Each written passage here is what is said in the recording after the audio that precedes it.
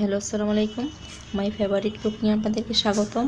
তো আজ আমি আপনাদেরকে খুবই মজাদার কাকু মাছের ডিম ভুনা করে দেখাবো। আর এই মাছের ডিমটা এভাবে ভুনা করলে খেতে দারুণ মজা হয়।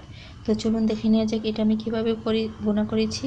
তো ভিডিওটা দেখার শুরুতে প্লিজ একটা লাইক দিয়ে ভিডিওটা দেখা শুরু করবেন।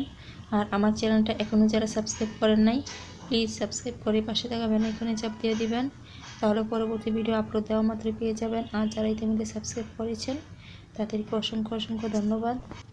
তো মাছের ডিম ভুনা করার জন্য এখানে আমি মাছের ডিম নিয়ে নিয়েছি। আর ডিমটা আমি ভালোভাবে ধুয়ে পরিষ্কার করে এগুলোতে যে রক থাকে এই রকগুলো আমি পরিষ্কার করে এটা নিয়ে নিয়েছি। এখন এখানে আমি 1 কাপ পরিমাণে পেঁয়াজ কলি নিয়েছি।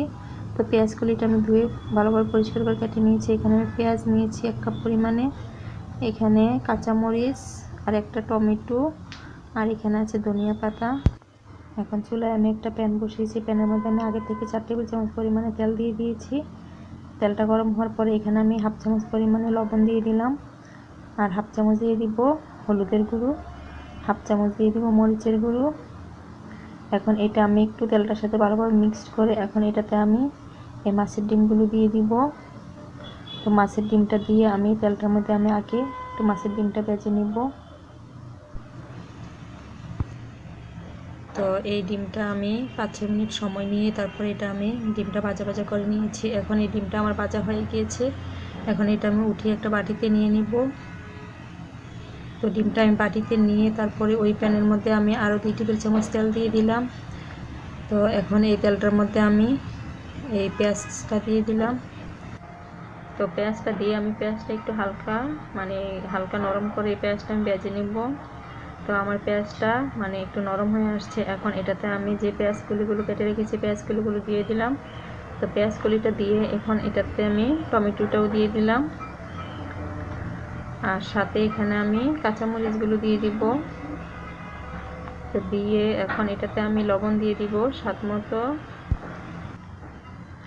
আর হলুদের গুঁড়ো দিয়ে দিব 1/2 চামচ পরিমাণে। এখন এটা আমি একটু ভালোভাবে মিক্সড করে এখন এই পেঁয়াজ আর টমেটো এটা আমি একটু নরম করে এটা আমি ভেজে নিব। তো আমার এটা ভাজা হয়ে গিয়েছে। এখন এটার মধ্যে আমি যেই ডিমগুলো ভেজে রেখেছিলাম এখন এই ডিমগুলো দিয়ে দিব। তো ডিমটা দিয়ে এখন এটাতে আমি 1/2 চামচ পরিমাণে গোলমরিচের গুঁড়ো দিয়ে দিব। তো এটাতে আমি আর অন্য কোনো মশলা দিব না। তো গোলমরিচের গুঁড়োটা দিয়ে এখন এটা আমি একটু ভালোভাবে মিক্সড করে এটা আমি আরও 3-4 মিনিট এটা আমি ভেজে নিব। তো ভেজে নিলে আমার ডিম ভুনাটা হয়ে যাবে।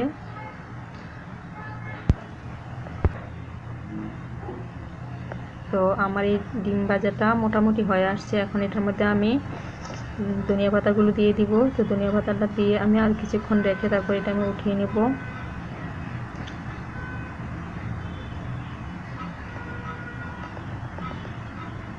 তো আমি এখন ধনিয়া পাতাটা দিয়ে দিলাম। এখন আমি আর 2 মিনিট রেখে এটা ভেজে তারপর এটা আমি উঠে আপনাদেরকে পরিবেশন করে দেখাবো।